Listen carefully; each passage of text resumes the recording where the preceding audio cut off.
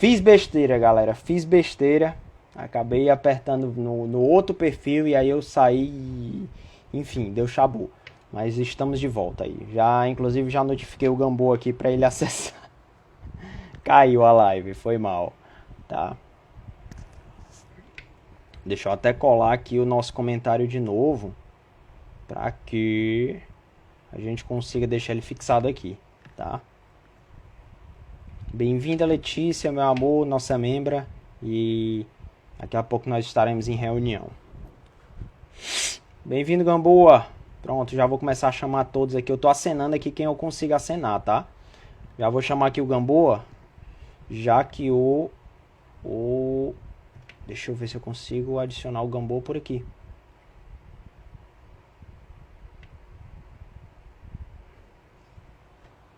E é só o Voe entrar, e aí a gente já dá início à nossa live de 3. Fala, Gamboa. Boa noite. Eu tava aqui com o Voe, cara, te esperando online, e aí eu sem querer apertei na notificação do meu perfil pessoal e desconectou tudo. Que Caiu isso, tudo. Caiu acontece. fui eu que caí. Aí eu, pô, derrubei o Voe junto. Então, sejam muito bem-vindos, seja bem-vindo, Gamboa. E aí, como é que tá as coisas por aí? Valia mesmo.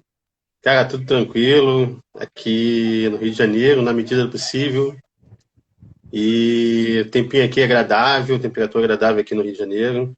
Tava uma ventania aqui bem, bem típica de mudança brusca aí de frente fria, frente quente, né? Agora parou, agora deu uma estiada, mas estamos aí, estamos prontos aí, preparados aí para esse bate-papo, saudade do pessoal, né? Saudade de conversar com o pessoal aí. E, pô, pra mim é uma satisfação muito grande estar aí de volta aqui na Wildlife aí. Pronto, estamos de volta. Fui eu que derrubei a live, cara. Eu Eu apertei no meu fiquei lá perfil que nem um pessoal. tonto sozinho, cara. Eu falei, e aí, galera, tô me ouvindo? Ninguém respondeu. E aí, Gamboa, beleza? Fala, Rui, grande satisfação aí em rever vocês Ó. dois aí, cara. Tá com saudade desse nosso bate-papo, pô. Tem que marcar Ô, mais Tem vezes, né, cara? que Aproveitar, fazer né? com mais frequência, com Sem certeza. dúvida. pois é. E aí, bom, galera, agora já com nossos dois convidados, né? Ou eu fui convidado deles, enfim, não importa muito, o que importa é que estamos aqui. A gente vai iniciar a nossa live, né? Que a gente veio falar exatamente sobre algumas coisas que eu acho que, apesar de serem assuntos que em tese, eles são gerais, eles acabam influenciando na vida de todo mundo que está ali realizando atividades outdoor, bushcraft, o que curte só fazer uma trilha, um acampamento e etc, né?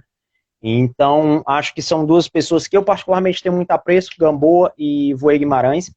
A gente troca muita ideia lá no privado, troca no perfil pessoal, a gente tem ali o contato de cada um deles no WhatsApp, Uhum. etc. E a gente sempre conversa muito.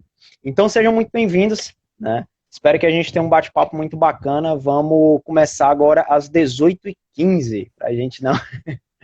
18h15.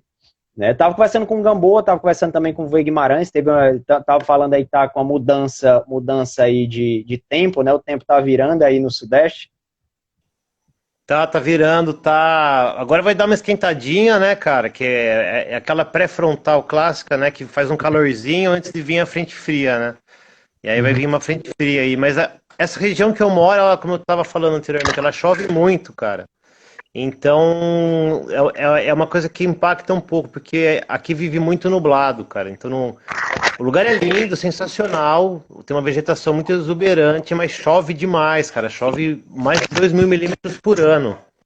É um nível pluviométrico comparado à Amazônia, né, cara? Chove demais, cara. E assim, por ser uma região litorânea, e a geomorfologia contribui muito, porque tem um paredão costeiro de 2 quilômetros de altura, 1.600 a 2.000 metros de altura, e aí tem o sertão e o mar. Então toda a nebulosidade fica parada ali.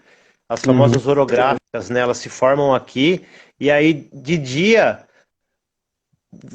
todo vento vem do mar para pro continente, né? Então ele vai parando ali, cara. Aí à noite inverte, né, cara? É a maritimidade, né? O vento vai do continente pro mar. E aí volta a chuva lindamente. Toda nuvem. Cai água nervosa aqui, cara. De sede a gente não morre aqui não, cara. Assim, acontece, aí parece muito, né, para quem mora aqui no Nordeste e está assistindo, parece muito que acontece aqui com a gente com o Planalto da Borborema, né? Para quem já teve aula de geografia do Nordeste, acontece muito isso, tipo, o vento vem ali na direção Pernambuco, Natal, né?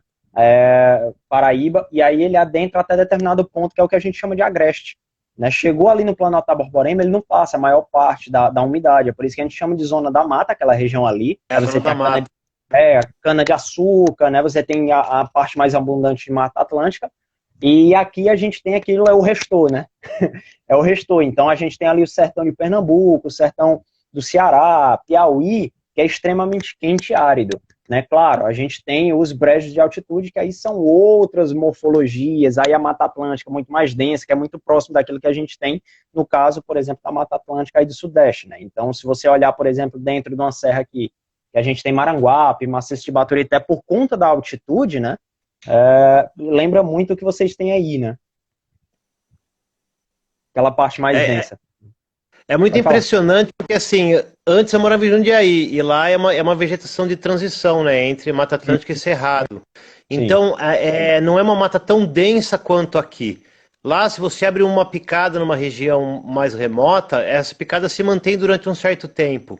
Aqui não, cara, em questão de 15 dias, um mês, aquela picada ela já some praticamente, cara. Então não, Uhum. não tem áreas com bastante clareira, entendeu? A não ser lugares que tem criação de gado ou que tem uma frequência de pessoas muito grande. Porque Uhum. senão a vegetação ela retoma aquele espaço muito rapidamente. É uma disputa por espaço, né, muito grande, porque tem muita luz, muito calor e muita umidade, né, cara? Tudo que a planta Uhum. necessita, né, cara? E é uma disputa feroz, é diferente, cara, da vegetação lá da Serra do Japi, né? Que já Uhum. é mais transição, tem mais cactos, é outra. Não tem tanta epífita que nem tem aqui, que aqui tem uma infinidade de bromélias e orquídeas que, nossa, é animal. Consequentemente, tem muita rã, também tem muito pernilongo, cara, muito pernilongo. Imagino. E aí, vamos Uhum. começar com nossas pautas? Vambora? Vai lá, Gamboa, começa. O que é preparação? Vai. Pô, começamos pesado, né? Pesado. Pô, gostaria de aproveitar a oportunidade de cumprimentar o pessoal que eu dei uma olhada aqui, que entrou aqui, que é conhecido nosso aí, meu conhecido aí. O Daniel Paiva, um grande abraço ao Daniel, estiver acompanhando. O Darlan, amigo aqui do quartel, né, companheiro de farda. O Bravo EDC, nosso colega aí, Hum. survivalista, prepper também, está aí nos acompanhando. E conforme eu vou vendo aqui, reconhecendo o pessoal, de repente a gente vai comentando aí. Um grande abraço a todos aí que estão nos dando a satisfação, né, de estar conosco aqui e nessa, nessa live aí, pô, domingão, né, cara? Não tem dia melhor, né? E aí o Daniel aí deu um abraço aí, um salve aí. Então, salve, Daniel, nosso amigo montanhista, chefe escoteiro, muita experiência aí na atividade aí de montanha, principalmente, né? E também de escoteiro, né? De escotismo, né? Então, poxa, é um grande amigo nosso aí, agradeço aí por estar nos acompanhando. E falar sobre preparação assim, é complicado, é complexo, porque a gente tem uma live só para isso aí, né? Tentar passar para o pessoal, ainda mais para o pessoal que, de repente, nosso público aqui é um pessoal que de repente, não está inteirado com algum tipo de atividade relacionada à sobrevivência em cenário de risco, né? Então, a preparação, assim, se a gente for colocar um conceito do que seja preparação, a gente vai falar que preparação pode ser uma filosofia, pode ser um conjunto de doutrinas, pode ser até uma ciência, em que aquele que se dispõe a ser um prepper, né, ser um preparador, ele está se preparando para um evento que a gente chama de SHTF, né? E esse SHTF é o que realmente vai definir o preparador. O que é o SHTF, na verdade? Que seria essa questão de um evento que colocaria a humanidade toda em risco, né? Uhum. Então a gente temos essas siglas aí, esses acrônimos, com o SHTF é um deles, mas nós temos outra sigla também muito utilizada no meio da preparação, que é o FMCC, Fim do Mundo como nós conhecemos, né? Então Aham. isso não é aqui no Brasil, isso não é só, digamos assim, nos Estados Unidos, não. Isso é uma teoria que no mundo todo. Então, na Argentina tem preparadores, na Colômbia tem, Espanha tem, na França tem. Então, da mesma forma que tem bushcraft, né? É uma atividade que ao mesmo tempo que existe em todo canto do mundo, ainda é desconhecida, certo? Uhum. Então, a gente vai se aprofundar e seria complicado para a gente falar, né, em pouco tempo. Mas a gente pode passar umas noções básicas, assim, um entendimento básico, para aquele que está nos acompanhando, né? Que provavelmente não deve ter essa visão. A gente está falando de pessoal que gosta de atividade de mato, gosta de atividade de fazer trilha, trek, acampamento. Então, aí é uma vertente totalmente diferente quando a gente fala de uma doutrina de sobrevivência, como o sobrevivencialismo, como a preparação, como o bushcraft, que pode ser doutrinas mais profundas, né? São filosofias muito mais profundas dentro que buscam uma sobrevivência num cenário que nós não tivemos, a humanidade ainda não suportou um cenário desse. Porque as pessoas costumam, até mesmo dentro da sobrevivência, elas costumam praticar um erro de dizer que o SHTF. Alguns já vi comentar assim: eu estou passando por um SHTF pessoal, né? Como se o SHTF fosse uma coisa que pudesse ser restrita à sua vida. Você está com alguns problemas, crises dentro da pessoais sua, e você achar que aquilo é o SHTF. Ou mesma coisa assim, você pode dizer que o Rio de Janeiro está passando um SHTF, ou o Brasil está passando um SHTF. Não, isso é errado. O conceito de SHTF é um conceito mundial. O planeta todo está sob uma crise. Certo? Não existe uma SHTF só no Brasil. Então a gente fala que a humanidade ainda não experimentou ainda um evento SHTF de verdade. Alguns falam assim, mas a Segunda Guerra Mundial, as duas grandes guerras, elas foram eventos SHTF. Aí, se você reparar no conceito, que é um conceito mais profundo, que a gente não vai ter tempo de destrinchar, mas se você comparar quanto vários países, várias cidades estavam sendo bombardeadas durante a Primeira e Segunda Guerra, o que acontecia aqui no Brasil? As indústrias estavam voltadas a alimentar a guerra, mas não era um impacto igual às zona de pessoas. Enquanto eu via assim, cidades que estavam sendo bombardeadas, as pessoas estavam em bunkers, em porões. O que acontecia aqui no Brasil? Ele costuma dizer que todo mundo indo para a praia. A única medida era isso. As indústrias eram voltadas mas de resto, e uma crise econômica. Né? A gente mandou um quantitativo muito pequeno para lá, entendeu? Então, em nada praticamente afetou. Na verdade, até ajudou o Brasil. Né? No início, não, né? Teve uma crise econômica, né? Porque, assim, mas relatos, né, que eu lembro, né, da minha avó falando, né? Porque eu lembro da minha mãe falando que meu tio ficava na fila para pegar uma cota de doação que eles tinham que receber. Porque, assim, de certa forma, teve uma crise econômica, mas nada comparado à zona de conflito em si, né? A zona de conflito em si, né? O que eles passaram lá, entendeu? O povo judeu, principalmente, podemos dizer assim. Antes de comparar o pessoal que estava indo para a praia, podemos dizer assim. Então, afetou o planeta inteiro da mesma forma. Então, a Segunda Guerra Mundial pode ser um evento SHTF? Não, assim, não no nosso ver. Um evento, assim, crítico para muitos países, mas e nos Estados Unidos mesmo? O que afetou para os americanos ali? Nada, eles mandaram um bom contingente de militares para lá, para a guerra, mas a população em si não afetou em nada. Nada. Então, a ideia da SHTF é algo que vai afetar todo mundo. Agora, é diferente do que a gente vivenciou na Terceira Guerra Mundial, do que a gente vivenciou durante a Guerra Fria, que houve momentos ali críticos que bastava um dos lados apertar um botãozinho. Se houvesse por algum motivo qualquer, um ataque soviético, alguma digamos, não chama nem ser aos Estados Unidos em si, mas algum aliado, por exemplo, durante aquele período da Guerra Fria, houve vários momentos críticos que a gente poderia ter entrado numa Terceira Guerra Mundial. Uma Terceira Guerra Mundial a nível que nós temos hoje, de armamento atômico, nuclear, afetaria todo o planeta? Possivelmente.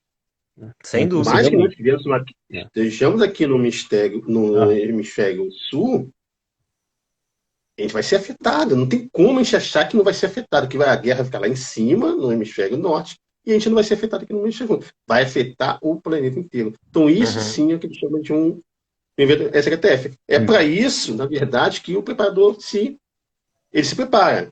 Ele se prepara para um evento de tamanho e magnitude. Isso aqui no Brasil, isso aqui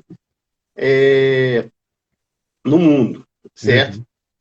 Assim, então, o conceito é mais ou menos esse. A gente teria que, para trabalhar um pouquinho mais, eu gostaria até também ouvir a opinião de vocês sobre essa questão do que o sistema, a mentalidade da preparação, mas o conceito basicamente é esse. O preparador, ele se prepara um evento muito, assim, algo que possa colocar a humanidade em risco. A humanidade em si como risco, entendeu? Aí que muitos pensam assim, pô, o preparador, se você pensa no apocalipse zumbi. Não, não é isso, né? Não é dessa forma, né? Não é que todo mundo fala, pô, mas o cara todo mundo joga essa do apocalipse zumbi, né? Mas não, a preparação em si é um evento, essa preparador se prepara com uma coisa muito grande. É porque, assim, eu acho que a ideia do apocalipse zumbi, ela é meio que a gente transfere para algo praticamente impossível, né, ou impossível, enfim, aquilo que de fato vai ser causado por questões políticas, ambientais e etc. Né? Então, assim, em tese, o apocalipse zumbi, inclusive os Estados Unidos, salvo engano, tem um manual, né, de ação para o apocalipse zumbi. Então, isso aí eu acho que é uma cultura hollywoodiana, galera. É uma cultura hollywoodiana. Existe um manual de como sobreviver do exército norte-americano. Então, mas dentro, assim, das catástrofes, pode ser que tenha algum procedimento relacionado a algum tipo de manifestação parecida, e não... porque, assim, isso aí eu acho que até ridiculariza essa filosofia, entendeu? Falar dessa forma. Pra pessoa que não conhece, ver falar o que? Zumbi. Walking Dead, galera, vocês estão nessa, é mais ou menos essa, tá ligado? Tipo isso. Porque a gente já é meio mal visto por andar no meio do mato, não precisa nem andar de roupa camuflada. Hoje eu vi um relato de um amigo que falou que foi de um conhecido que foi hostilizado por estar vestido com roupa camuflada. Também isso aí, né, cara, é uma tendência mais por causa desse problema atual político que a gente vive. Só que no caso, né, cara, pô, galera, né, vamos com calma, né, vamos com calma com as teorias, né, mas esse lance aí é legal da preparação em si, mas caindo pro lance do zumbi, eu acho, tá ligado, meio complicado. Não, é que todo mundo pensa, quando vê uma pessoa que diz um preparador, um PEP, no estilo americano, pensa, pô, a pessoa está se preparando para o apocalipse zumbi, então acha até engraçado. Existe também até cultura que está se preparando para um ataque, uma invasão alienígena, entendeu? Essa é a parte mais cômica do negócio. Mas a gente foca muito na realidade. A questão, por exemplo, é você analisar o cotidiano, o que você pode analisar. A gente pode ver a pandemia, a situação pandêmica que nós temos hoje afeta o planeta todo, certo? Então, um dos quesitos dessa SHTF nós temos aí.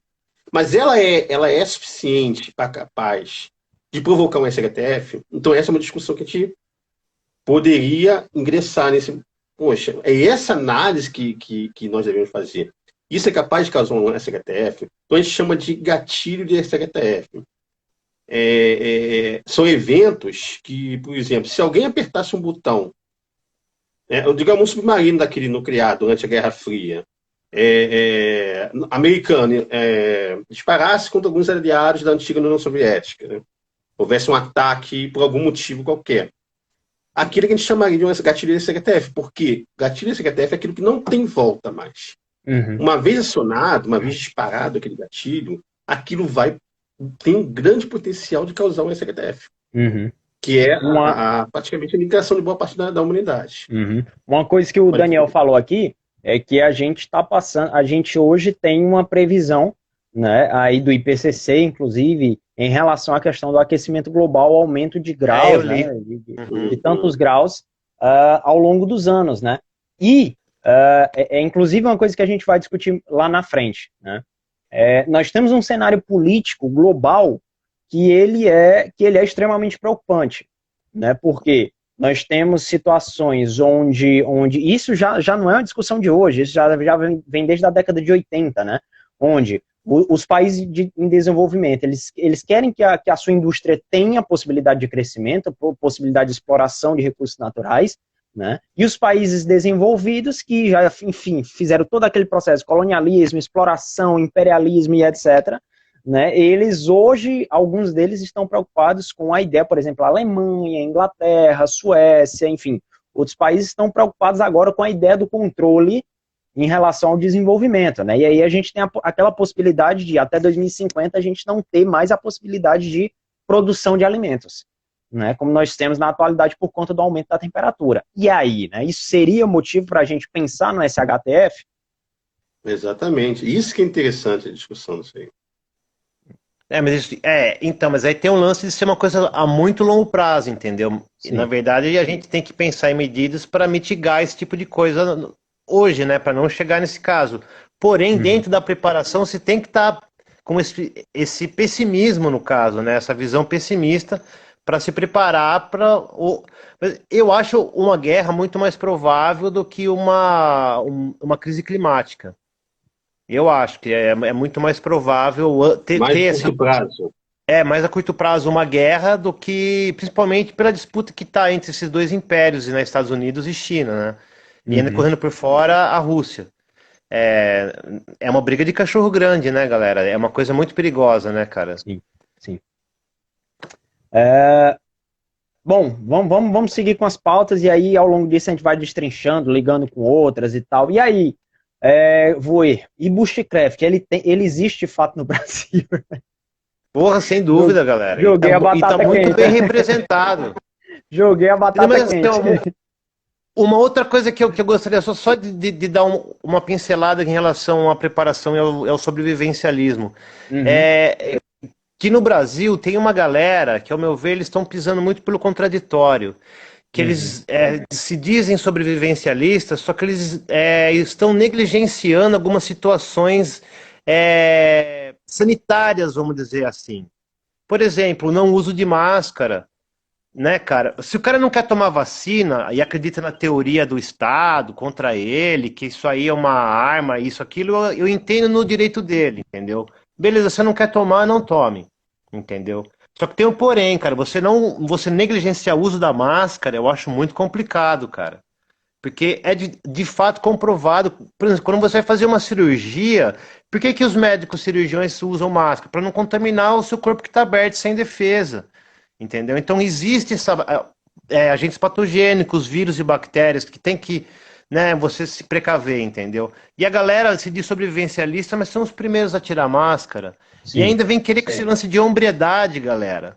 Né, de o vírus não me pega. Mano, não é por aí. Se você é sobrevivencialista real, você é o primeiro, cara, a estar usando máscara, a estar usando qualquer tipo de EPI, o equipamento de proteção individual, contra qualquer agente patogênico, seja ele produzido por um vírus comunista, vírus capitalista, vírus umbandista, qualquer vírus que seja, não tem o porquê o cara negligenciar isso, entendeu? Então eu acho que a galera tem que rever alguns conceitos, cara, porque é muito contraditório isso, você se dizer sobrevivencialista e ser o primeiro a tirar máscara. Então é um sobrevivencialista kamikaze, é mais uma jabuticaba brasileira, isso, né, galera? Então...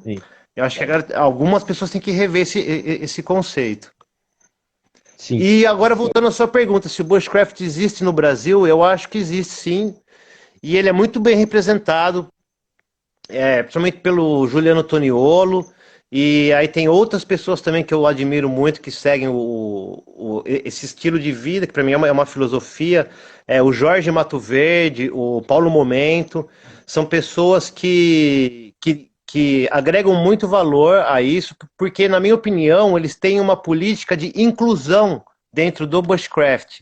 Eles não têm uma política de exclusividade, uma coisa mais para deixar a galera de fora, porque ali quem entra é só quem é bruto, entendeu? A galera tem que ser mais amistosa, parar de tirar foto com cara de psicopata com facão na mão, tá ligado? Isso não agrega, galera. Tem que ser mais suave, tem que ser mais humilde, como esse pessoal mais agregador, que tem uma política de inclusão, para chamar a galera para o mato, para uma convivência harmoniosa, para conhecer o mato, para começar a respeitar, entendeu? Respeitar a filosofia de menos impacto possível, inclusive dentro do Bushcraft, que é a proposta do Paulo e do Jorge, que é o mínimo impacto. Você vai em um lugar, usufrui do lugar, só que quando você vai sair de lá, tente deixar ele o menos antropofizado possível, entendeu?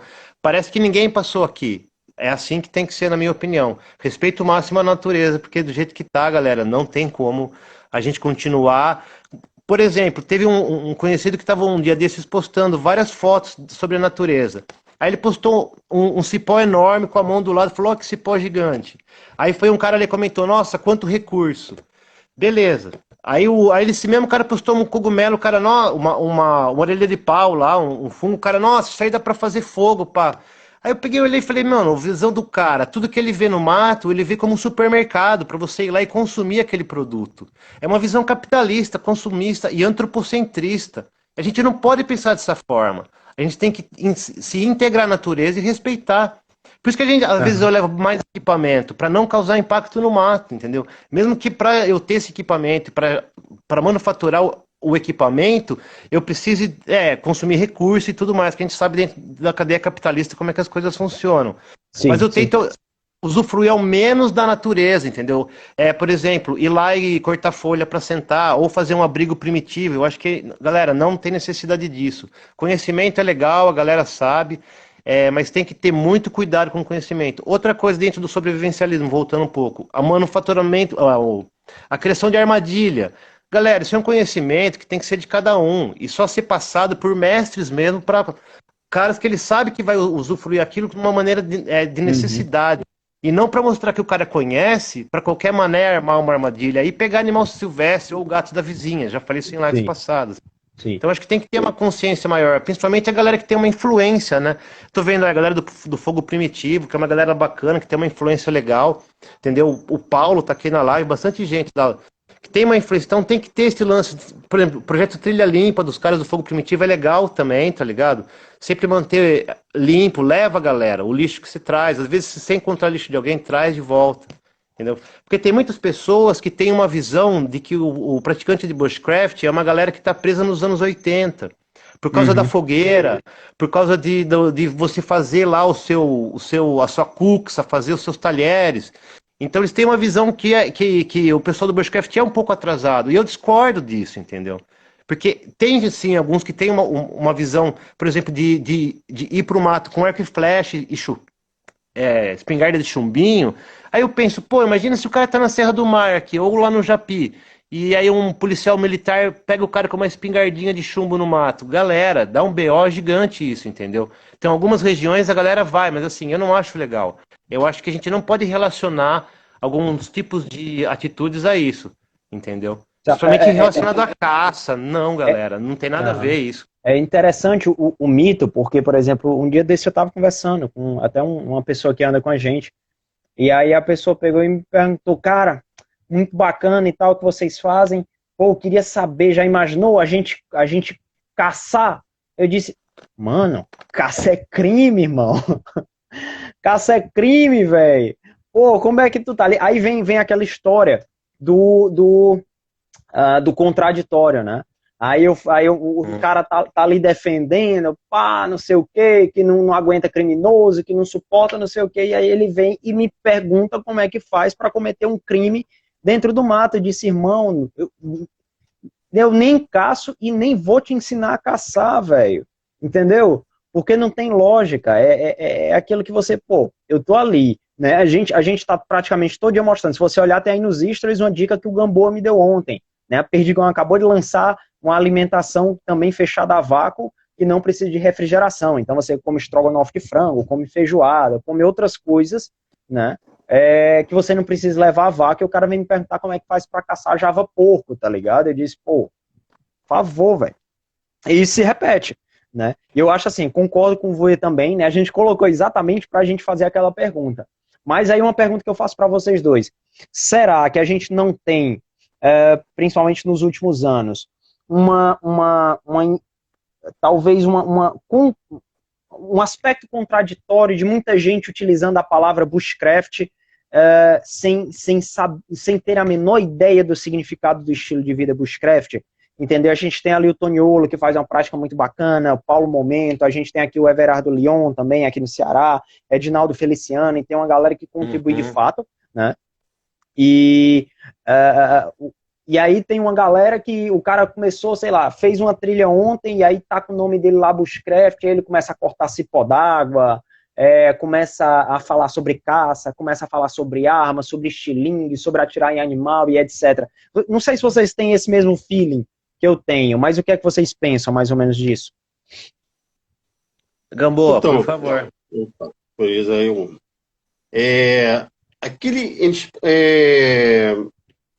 o que o conceito, assim, eu vejo do Bushcraft original, né? Aquela ideia do Bushcraft que é trazida lá de fora e caiu bem aqui no pessoal. O pessoal adotou a doutrina, a filosofia. E eu acho que nós temos aqui no Brasil, o que vocês acabaram de citar, né? E que vários colegas nossos que se renderam a essa filosofia do Bushcraft, né? Um Bushcraft light, certo? Bushcraft light. Porque a questão do Bushcraft mesmo, aliás, o que nós temos de igual entre qualquer doutrina de filosofia, de sobrevivência, é autonomia e autossuficiência. Então, todas elas, independente de qual doutrina você queira adotar, elas têm esse parâmetro. Isso é que é igual entre a preparação, entre sobrevivencialismo e entre Bushcraft, que é autonomia e suficiência. Então, dentro da sua doutrina, você tem que ser autônomo e suficiente. Você não pode depender, quanto mais autônomo e suficiente, do quê? De governo, de emprego. Então, o Bushcraft, ele pensa o quê? Todos os recursos que eu preciso ter para a minha sobrevivência, enquanto a partir do mato. Uhum. E, infelizmente, assim, para o Bushcraft, para a filosofia de quem vive o Bushcraft original, por exemplo, lá fora, a caça é permitida. Sim, pelo menos nos Estados Unidos, é a base disso daí. Aqui não é. Aqui salvo o javaporco, né, que é permitido, mas só quem é caçador com CR. Tem toda aquela questão, entendeu? O cara tem que estar com uma guia do IBAMA autorizando, e o cara tem que dizer, vou caçar na fazenda número tal, entendeu? No endereço tal, no dia tal. Eu tenho toda uma regra aqui para o cara ser caçador.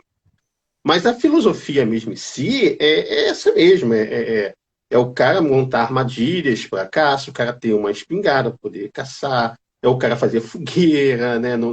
Aqui, onde nós temos de ambiente natural, tudo é parque, ou é um parque, ou é uma... área de proteção permanente. Área de proteção permanente. Privada, mas que tem o poder público por trás ali. Uhum. Então, praticamente qualquer lugar de área natural aqui é proibido fazer fogueira. Mas, pô, o Bushcraft, associado da ideia da fogueirinha, é complicado, entendeu? Uhum. Nós temos aqui um pessoal que conseguiu adaptar o Bushcraft para a nossa realidade. Né? Que é você degradar o mínimo possível o meio ambiente, você conseguir o sustento no mato, que o mato pode proporcionar de sustento dentro das regras, dentro da lei. Foi o que o Rogério Falassi escreveu aqui do Bushcraft Brasil. Ele falou, caça somente em casos extremos. Tem muitos alimentos vegetais que poderiam ser usados. É exatamente isso. Isso. É exatamente isso. A gente fez agora um acampamento, agora recentemente, né, com um grupo, colega nosso, inclusive Mandacaru Expedições, salve. E aí a gente identificou pelo menos aí, durante esse acampamento de 2 dias, essa exploração, 7 alimentos de Mata Atlântica aqui da Serra de Maranguape que a gente poderia consumir tranquilo. Da taioba agora eu não vou me lembrar o nome, daquela partezinha roxa da bananeira. Saca? Então, assim... É o coração da banana. É o coração da banana, mas tem um outro nomezinho, não tem?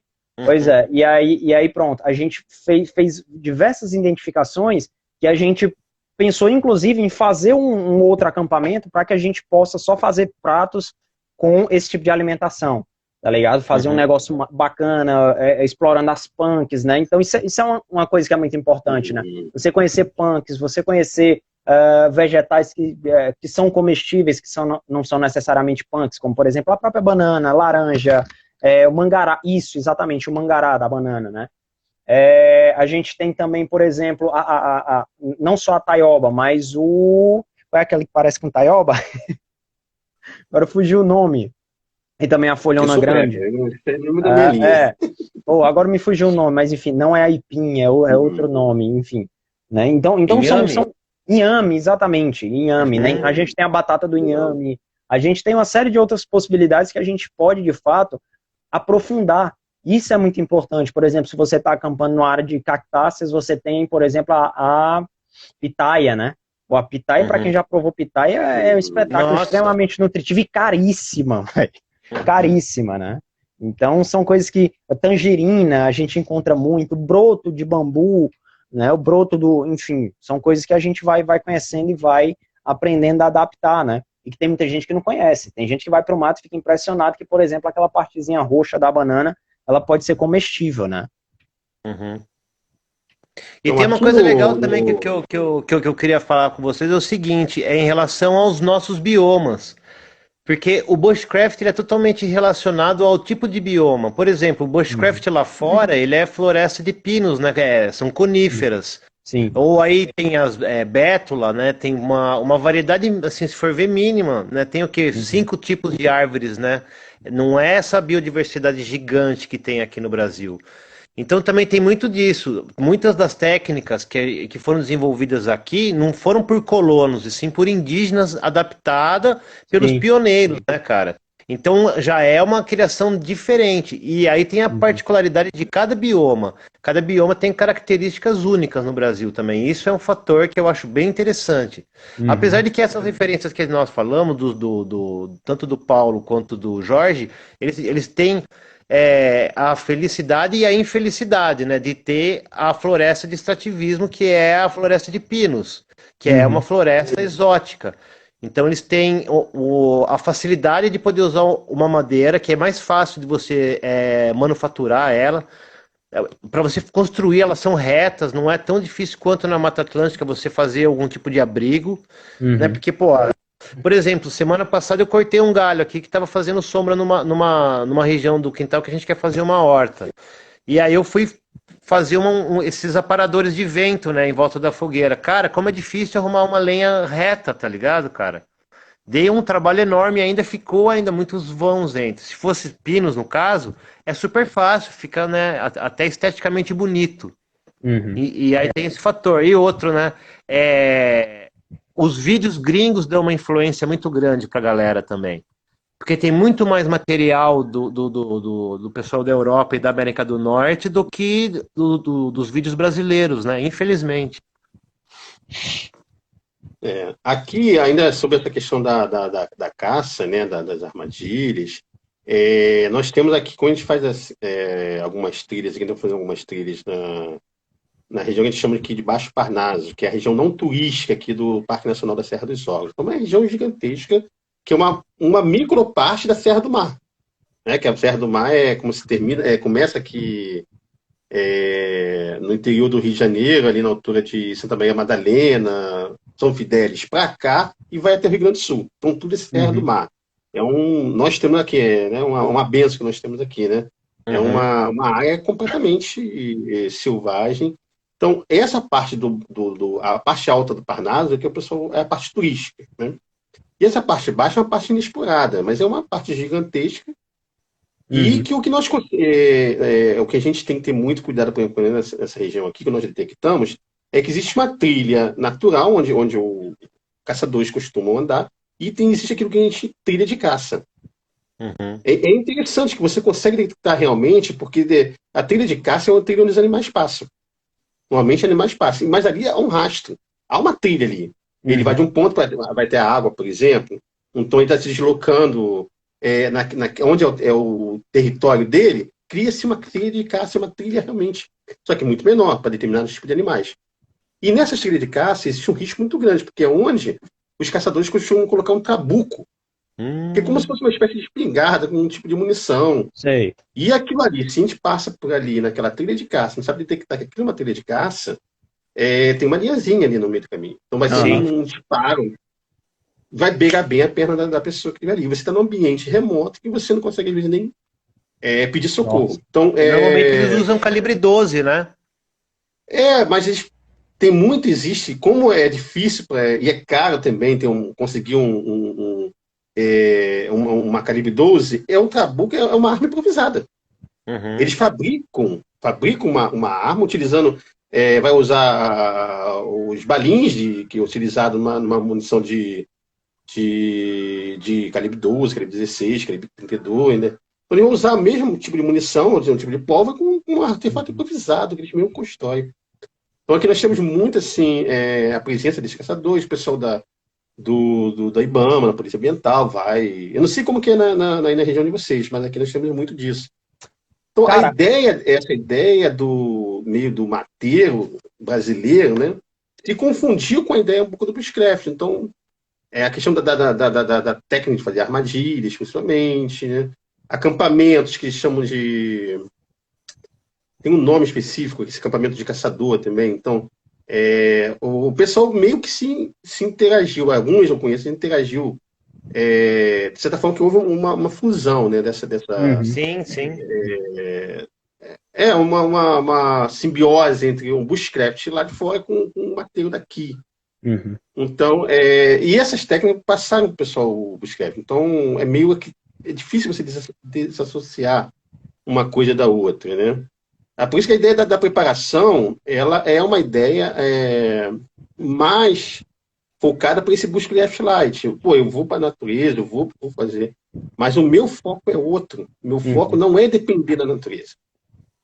Entendeu? A diferença entre a preparação é exatamente isso. Meu foco eu não vou lá para a natureza para ter que explorar o que tem lá. Eu não dependo dos recursos lá. Eu tenho meus recursos que estão na minha mochila. E eu utilizo a área natural como uma rota de fuga. E vou utilizar o ambiente natural como rota de fuga numa situação de crise. Eu não vou utilizar um ambiente natural como um lugar como podemos dizer, um lugar onde a minha sobrevivência depende do que eu encontrar ali. Eu dependo da caça, eu dependo da pesca, eu dependo de termos de plantas, por exemplo, eu posso ter ali. O bushcraft trabalha nisso. Então, a autossuficiência e a independência dele é do sistema urbano, mas ele é totalmente dependente do sistema natural. Sim. Certo? Se ele não conseguir caçar, ele vai passar fome. E o mais interessante é que, assim, todas essas práticas, elas, principalmente a preparação, sobrevivência, eu nem falo muito sobrevivencialismo, porque remete a uma outra questão, a uma marca criada, pelo menos para mim, tá? Eu falo de sobrevivência. Sim. Sobrevivência urbana e etc. É que, apesar de você não realizar determinadas práticas, determinadas atividades, né? Como, por exemplo, a questão da caça, a própria questão da construção de abrigo e etc., é importante que você saiba fazer. Né? Então, uma coisa é você ter habilidade e você não precisar. É mais ou menos o que a gente chama de você reza para não precisar, né? Mas se você precisar, você sabe fazer, né? Então, você fazer uma amarra, você conseguir fazer determinados... É isso aqui, ó.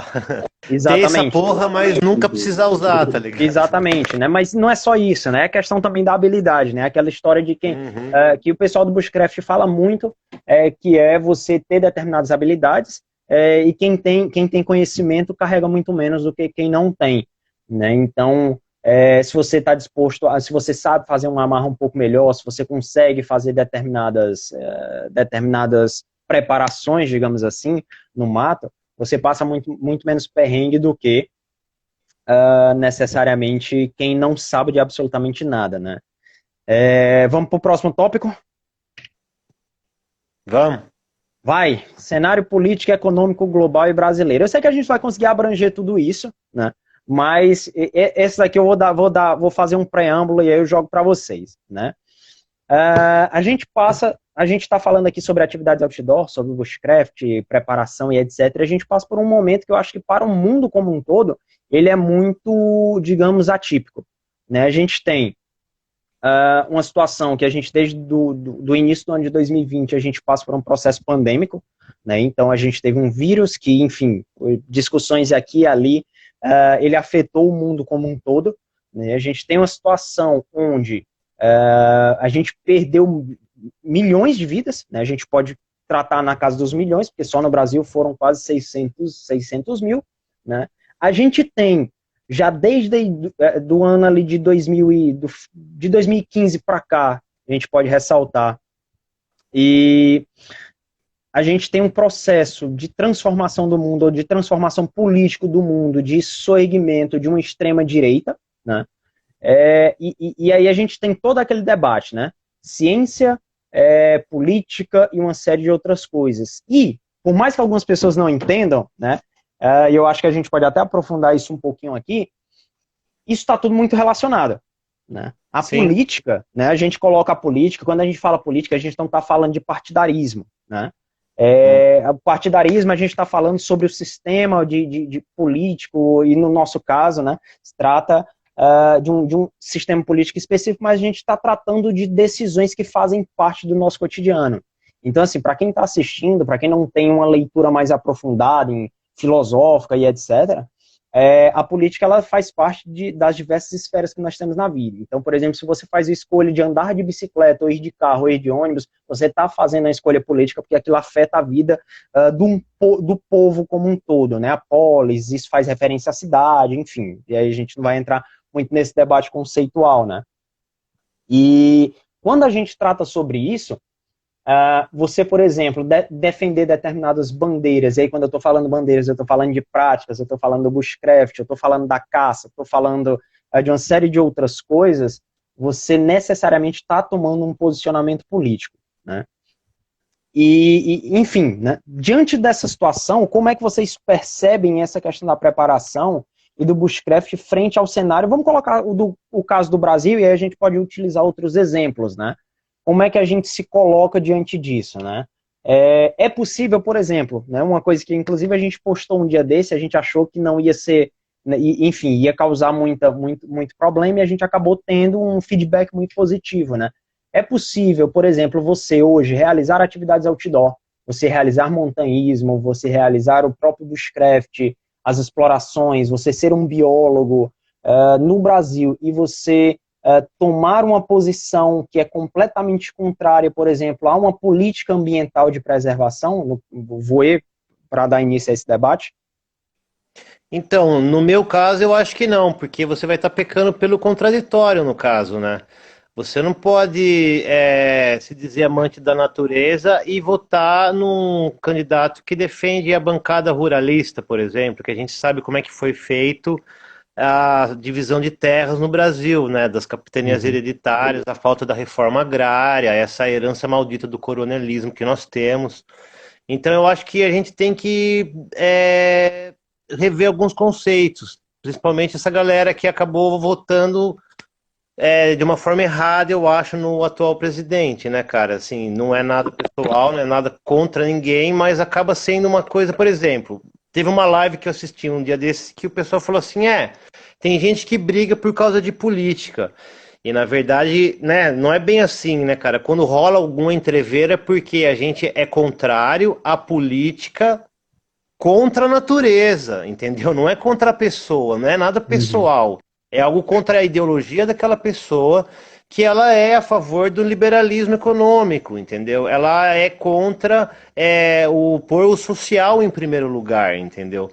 E ainda no meu caso, eu acho ainda o social pouco, entendeu? Porque a minha filosofia de vida, no caso, é bem utópica, mas ela seria mais próxima a um ecossocialismo. Você colocar a natureza no centro das questões, e não o social e muito menos o econômico, que é que esse atual governo faz. Ele coloca o econômico na frente do social, sendo que ainda eu acho que o correto seria colocar a natureza na frente do social e do econômico, entendeu? Sim. Então, por exemplo, o nosso ex-ministro da Saúde, da saúde não, do meio ambiente, Ricardo Salles, ele era um cara que foi acusado de mudar o mapas de área de proteção permanente quando ele trabalhou no governo do Geraldo Alckmin, no PSDB, para facilitar empreendimentos imobiliários. Aí, quando ele assumiu como ministro, uma das frases mais famosas dele foi de aproveitar o momento da pandemia para passar a boiada, entendeu? Então, eu acho que, né, outras manobras também que eles tentaram fazer, e sorte que foi barrado pela justiça, foi de passar toda a incumbência do Ministério do Meio Ambiente em conceder o uso de florestas para extrativismo para a iniciativa para a agricultura decidir, para o Ministério da Agricultura decidir quais empresas e qual a forma de extrativismo, sendo que são práticas assim que a gente tem que aceitar porque não pode priorizar apenas o ambiental e em detrimento do econômico, porque você vai gerar fome, escassez disso, escassez daquilo, você vai acabar culpando muitas pessoas que têm um modo de vida mais atrelado àquela floresta, entendeu? Então tem que ter um pensamento bem social em relação a isso. Um outro problema também é em relação aos licenciamentos ambientais. A minha área de expertise era licenciamento ambiental. Eu sou formado em meio ambiente, saneamento e recursos hídricos, fiz 2 anos de biologia, mas não concluí o curso. Então, para você, antes, né, antigamente, para você pôr um empreendimento em funcionamento, você tinha antes a licença provisória ou precária, que falam, que você pega toda aquela documentação e leva para um órgão responsável, no caso do Estado de São Paulo é a CETESB, para ver qual tipo de poluente que vai trabalhar aquela empresa e quais as medidas mitigadoras você vai ter que fazer, entendeu? E ver se dentro do plano diretor aceito aquele empreendimento naquela área. Entendeu? Se vai alterar o fluxo de energia elétrica, o fluxo de pedestres, o fluxo de água. Então tem toda uma estrutura organizacional e de medidas junto ao município. Por exemplo, o Jundiaí tem o impacto da vizinhança, que são medidas mitigadoras que um grande empreendimento faz para não impactar tanto a vizinhança. Então tem todo esse organograma para ser respeitado. E aí depois disso tem a licença de instalação, que é quando ela vai ser construída as estruturas e tudo mais, e depois a licença de operação, que é a final. E a nova proposta do governo Bolsonaro em relação a isso é uma chamada LCA, que é uma licença que o próprio empreendedor faz. Ele não precisa de um técnico especializado, entendeu? Que tem o CRQ dele, ou o CREA, o Conselho Regional de Engenharia e Arquitetura, em jogo para ver se ele vai fazer tudo dentro do padrão, entendeu qual é que é a história? É um facilitador, é uma licença em que o próprio empreendedor emite, ele se compromete, entendeu? Ele não é obrigado a ressarcir o meio ambiente, seja em reflorestamento, em isolamento disso, daquilo, filtros e tudo mais, entendeu? Então, entre o linear de manter um posicionamento econômico viável para um país subdesenvolvido ou em desenvolvimento, como é o Brasil, e a preservação ambiental, tem que ter a contrapartida, sim. Não pode trabalhar como a China, por exemplo, ou os Estados Unidos, que são países que têm uma emissão de carbono gigante, entendeu? E aí forçam outros países a tomarem medidas mitigadoras de sequestro de carbono ou emissão de carbono para poder fazer essa contrapartida para eles manterem a economia deles bombando. Isso também é uma medida protecionista com eles que não é legal, entendeu? E o brasileiro sofre muito disso. Então eu acho que tem que ter esses meio termo. E um outro fator também que me incomoda muito nesse governo é a liberação desenfreada de agrotóxicos. Em 2 anos, galera, foram 500 agrotóxicos liberados, entendeu? Inclusive agrotóxicos de uso como eu posso falar, inovadores, que a gente não sabe quais são os resultados ao longo prazo. E aí eu falo uma coisa para vocês, por exemplo, todo mundo fala que o agro é bom. O agro é bom em que sentido? Ele gera uma balança econômica favorável ao Brasil, mas em geração de emprego ele é bom? Não é. Em geração de imposto direto? Não é. É R$1 a cada 300 mil exportado. Isso aí é absurdo, galera, tá ligado? É ridículo. E outra, aqui fica toda a poluição pra gente e ainda eles usam o nosso recurso natural, que é a água.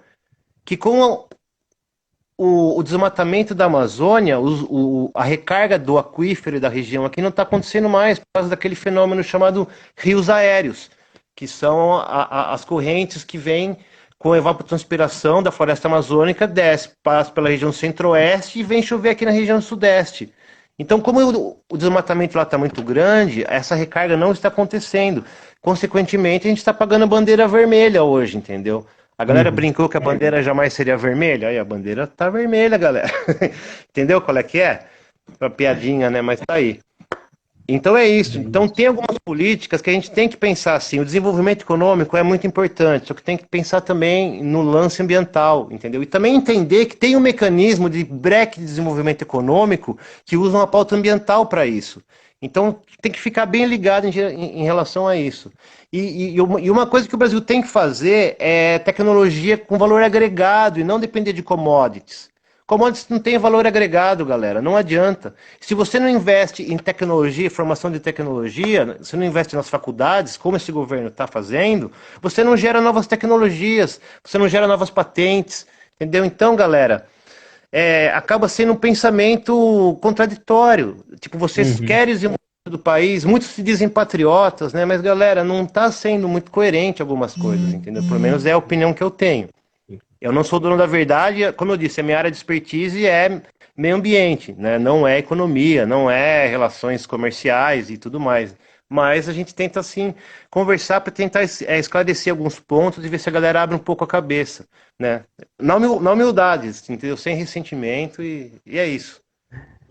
E aí, Gamboa?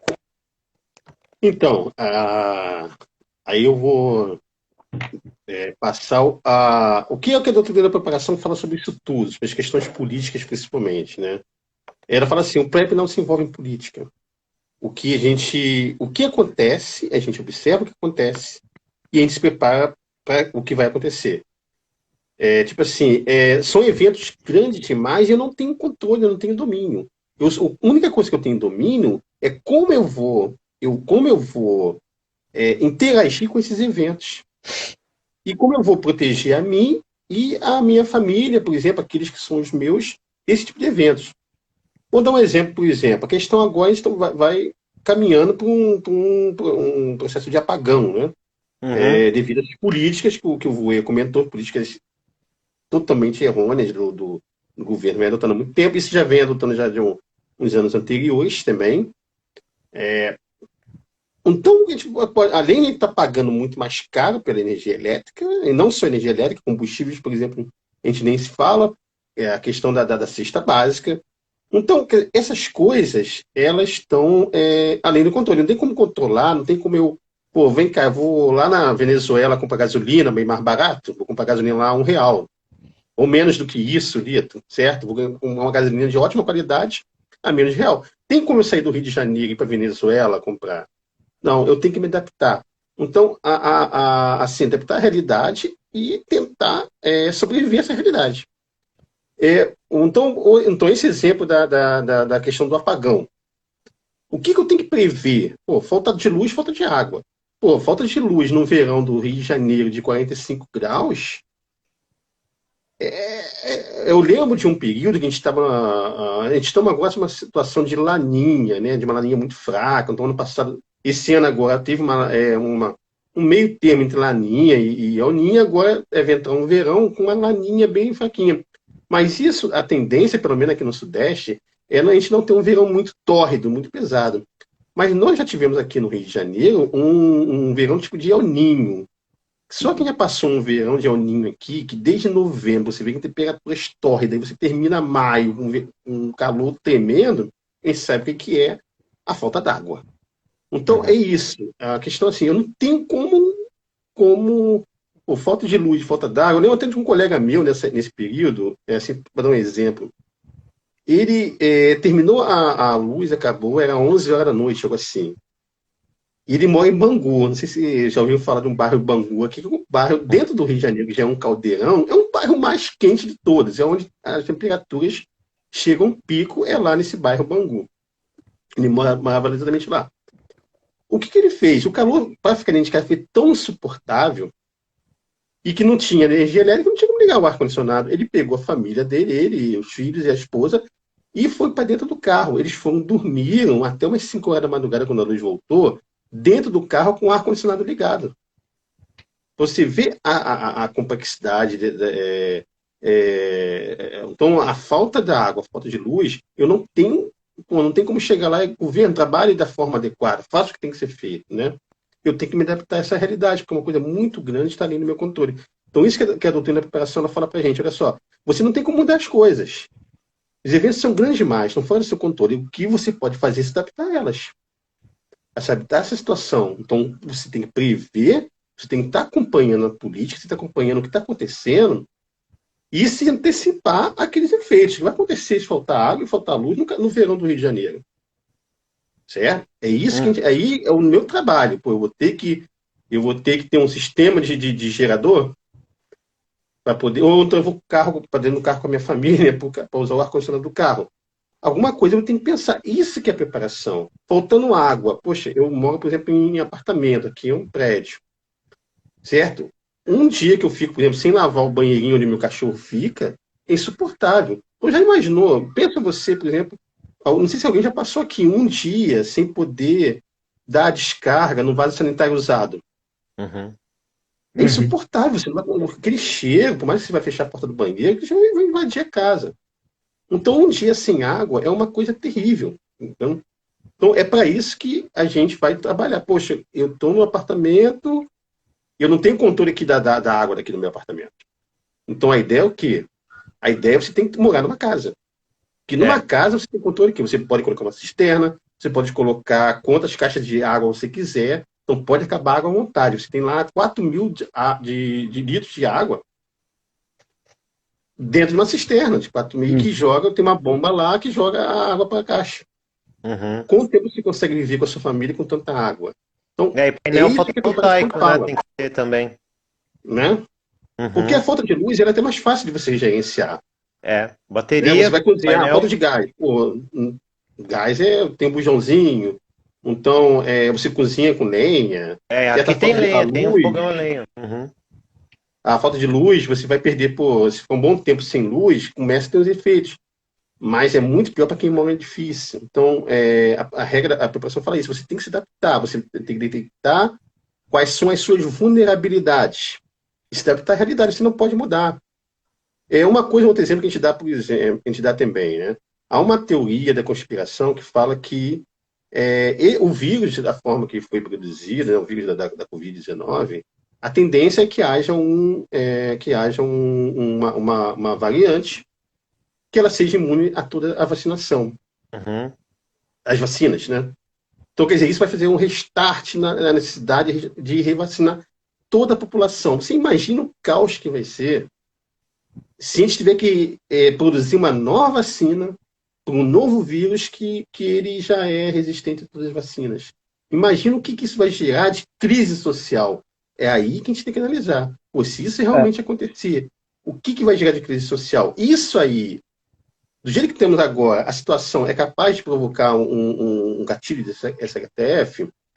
Não. Mas se você pensar num vírus que é resistente a todas as vacinas e a necessidade de toda a população do planeta ser revacinada, isso vai criar uma crise, uma coisa bem mais séria. Porque ela vai ser repetitiva, né? Ela vai. Eles falam em sindemia, né, cara? Que é uma pandemia migratória. Que conforme vai mudando o modo da galera viver, no caso, para o lockdown, e aí volta a ter essas pontes aéreas, né, entre países, né, o lance da vida moderna, e aí recontamina a população que já está vacinada, porém é uma cepa nova, que o vírus ele não tem um DNA, né, é RNA, é ácido ribonucleico, então ele tem uma mutação muito rápida. Exatamente, esse é o problema. A ciência não acompanha. Mas a questão aí é outra questão social. Porque os governos, os órgãos de saúde, a OMS, por exemplo, começam a perder o quê? Credibilidade. E aí entra o discurso extremista, né? O discurso que o negacionista de ultradireita, que vai o quê? Vai criar o quê? Vai colocar mais pólvora, mais gasolina nesse incêndio. Então, essa rede de fake news, por exemplo, vai dissimular. Olha só, o que adiantou você se vacinar? Eu tomei eu tomei a segunda dose, chega um vírus que não adianta nada, eu vou ter que reiniciar do zero. Então, imagine o discurso desse pessoal anti-vacina se uma coisa dessa acontecer. A crise de confiança que vai gerar, não só no país, mas em todo o planeta. Aí a gente começa a ver aquela questão do gatilho desse SHTF, que afeta não somente o país, como afeta todo o planeta. Até para encerrar essa questão, assim, no meu ponto de vista político, eu estava escrevendo sobre isso exatamente, e falei, na verdade, numa live que fiz lá no meu canal, sobre o gatilho desse STF, que foi aquele atentado lá ao Capitólio. Aquilo ali, para mim, é um gatilho desse STF. Por quê? Aquilo não ficou restrito aos Estados Unidos. Aquilo foi um motivador, foi um marco zero de um evento que vai se espalhar pelo mundo. Já se espalhou pelo Brasil. Então, o que nós vemos agora recentemente, na tentativa de invasão do STF? Foi exatamente uma cópia do que aconteceu lá. Uhum. Exato. Já tivemos agora um país recentemente, que o governo também foi demovido. Foi movido por essa questão de... se aprendeu, que podemos dizer, o que nós tínhamos de instrução sagrada, por exemplo, quem mais podemos dizer, o processo eleitoral, a democracia norte-americana, que é considerada por eles, principalmente, como a maior democracia do mundo, ela foi atacada. Ela foi vilipendiada. Uhum. Então, depois que se rompe um cordão desse, então ninguém acreditou naquilo que aconteceu. Então, a mesma coisa aqui. O STF, até bem pouco tempo, é uma instituição sagrada. Ninguém ousaria falar em derrubar o STF. Uhum. Algo novo aconteceu. Um evento novo aconteceu que gerou isso. E não está gerando isso só no Brasil. Isso não vai ficar somente no Brasil. A gente vai começar a ver, daqui para frente, outros eventos semelhantes a esse ponto zero, esse marco zero, que foi esse ataque ao Capitólio. Sim. Entendeu? Da mesma forma que o ataque a Torres Gêmeas, que a gente relembrou antes dos 20 anos, foi um marco zero também de várias ações terroristas no mundo. Uhum. Aquele evento lá do Capitólio, na minha visão, foi um marco zero para que esses grupos de extrema-direita, agora eles se consolidaram. É algo que a gente fala, quando aciona o gatilho, não tem mais volta. Então não tem mais volta. Esses grupos radicais de ultradireita, eles vieram para ficar e agora não tem mais volta. Uhum. E outra, tem um fator preponderante nesse meio que é a internet, né, cara? O algoritmo, ele consegue aglutinar essas pessoas Consegue aglutinar as pessoas mesmo... Na minha opinião, aqui, falta um conceito histórico para essas pessoas, porque é fatídico. Se você ataca algum dos pilares da democracia, seja o judiciário, o executivo ou o legislativo, a casa como um todo ela vai ruir. E a galera precisa entender que não é assim. Faz um golpe, e aí? E o dia seguinte? Não é assim. Tem que ter um organograma. Vai para o bem, vai para o mal. Você vai beneficiar quais grupos com esse golpe, entendeu? É toda uma manobra, entendeu? E outra, são esses pacotes que eu falo. A extrema-direita, elas vêm com essa pauta antiambiental, com essas pautas do negacionismo, seja antivax, terra plana, são todas pós-verdades, é uma modificação do atual contexto para inserir uma narrativa, eles usam muito esse termo, uma narrativa, e essa narrativa, ela consegue aglutinar um certo grupo de pessoas que também querem mudança, porque não estão satisfeitos, só que eles querem mudança por um viés errado, entendeu? Onde já se viu uma manifestação democrática contra a democracia, é contraditório, entendeu?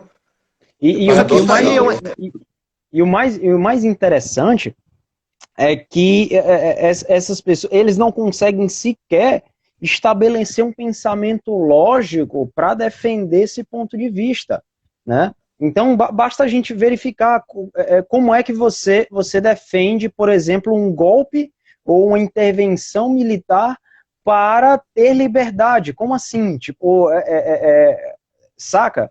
Então a gente verifica muito isso.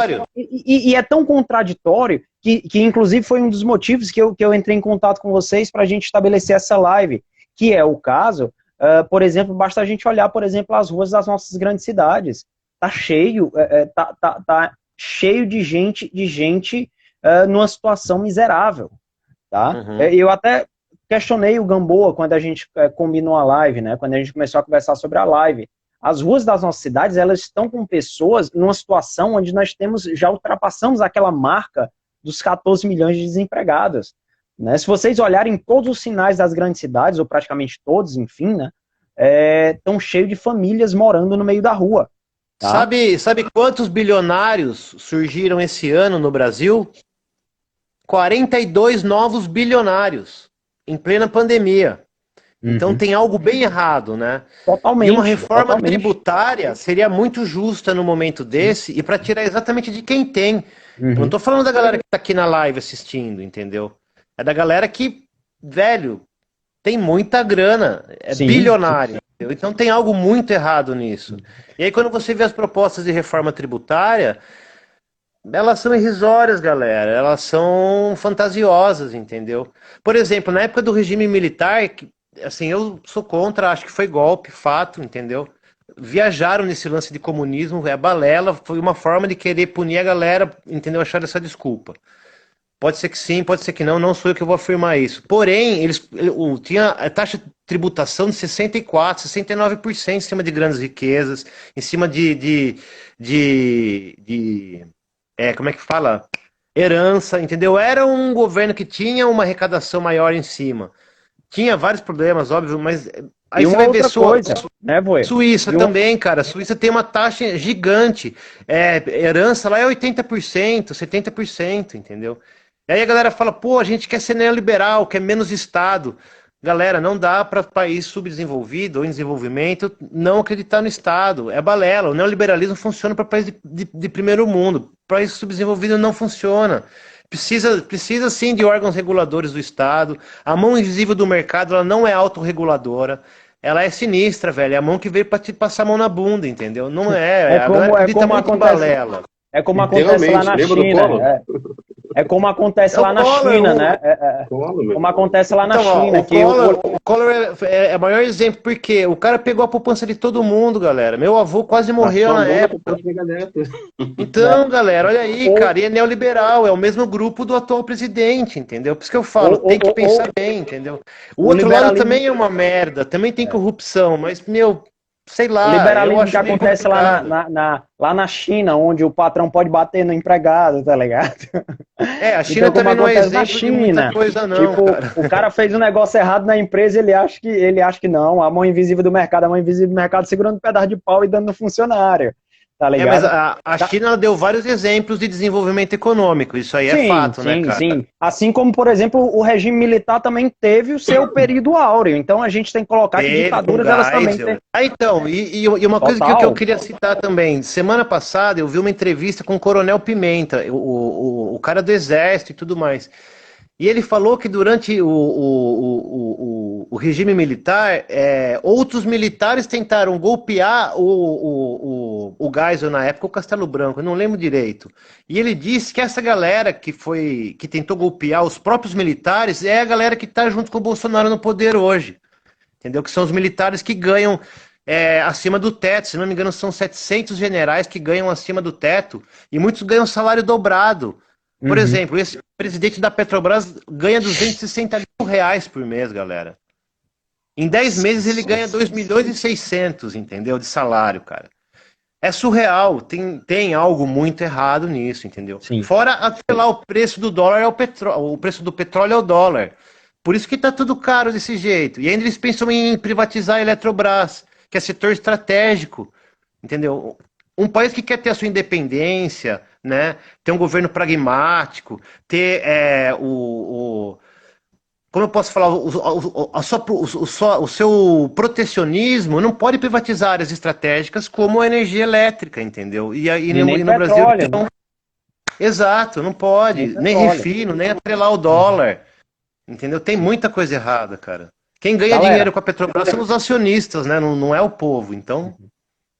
galera, para a gente encaminhar para o final, tá? Vamos falar aqui alguns objetivos de preparação, assim, na opinião de vocês. Quais são as habilidades, situações mais importantes que as pessoas precisam se separar, assim, né? É como se a gente fosse só citar por alto, sem a gente aprofundar muito, que seriam interessantes no contexto atual e para quem quer levar isso para a vida, claro, né? Que as pessoas elas devem treinar, se aprofundar um pouco mais diante desse cenário que a gente verifica hoje. São 7h25, para a gente não se alongar muito. Valeu? Gamboa, você, por Vai, favor. manda brasa, amor. Então, velho, o que a preparação fala, né? Mais uma regra, né? Eu gosto muito dessas doutrinas, dessas teorias, dessas ela fala o seguinte, qualquer pessoa pode ser um preparador, né? Desde os 8 anos de idade até os 80, você pode ser um prepper. Então, não importa a sua condição social, não importa a sua idade, não importa se é homem ou mulher, se é preto ou branco, qualquer um pode ser um preparador, certo? Sim. O que você tem que fazer é adotar as medidas de preparação de acordo com a sua capacidade. Da sua capacidade, você vai progredindo dentro da preparação de acordo com a sua capacidade, principalmente financeira. Uhum. Então, eu costumo dar um exemplo, por exemplo, se você tem carro, você tem que trabalhar. Você tem carro, né? Então, você ia para poupar combustível, você ia, antes da pandemia, você ia para o trabalho como? Você ia de ônibus, ia de metrô, ia de trem. Só que durante a pandemia, você não pode ficar num ambiente fechado dentro de um transporte público. Se você tem um carro, você vai ter que ir e voltar para o seu trabalho durante toda a pandemia, até aquilo ali estabilizar, de carro. Para você evitar o contato com outras pessoas dentro do transporte público. Então, aí você vai falar, pô, mas a gasolina R$7, cara, como que vai fazer isso? Eu vou pagar para trabalhar. Não, você vai pagar para garantir a sua integridade física. É isso que a preparação fala. Se você não pode, você tem que analisar a situação e você saber aonde você vai investir. Por mais que o seu recurso seja pouco, não dá para você ir trabalhar indo de ônibus. Tem que ir de carro. Tudo bem. Poxa, eu não tenho um carro. Beleza, você tem uma moto, você vai de moto, que é muito mais econômica. Você vai de moto. Então, você vai de bicicleta. Mas você não vai pegar um ônibus ou não vai pegar um trem lotado de pessoas e ali você está se expondo muito mais ao vírus dentro de uma pandemia. Bem, então podemos dizer, a pessoa, você não falou que todo mundo pode ser um preparador, e se não tiver bicicleta, não tem moto, não tem carro, eu tenho que obrigatoriamente pegar um ônibus ou um trem, beleza. Então você vai investir numa máscara de qualidade.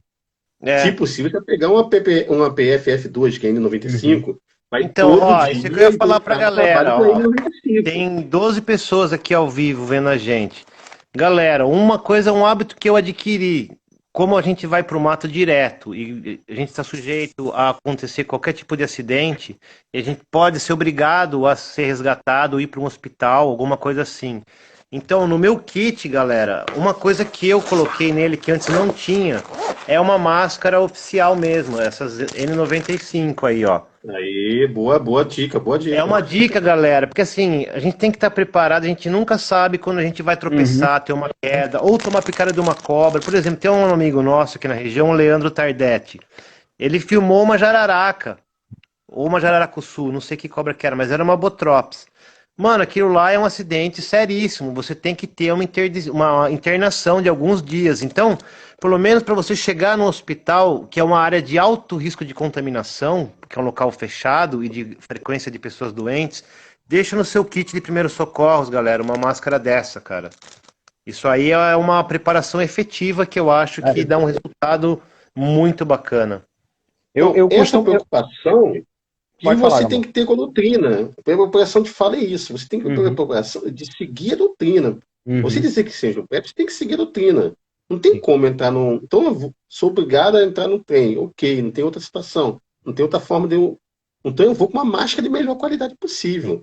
Não dá para você dizer, pô, eu sou um PrEP e você é uma máscara de pano.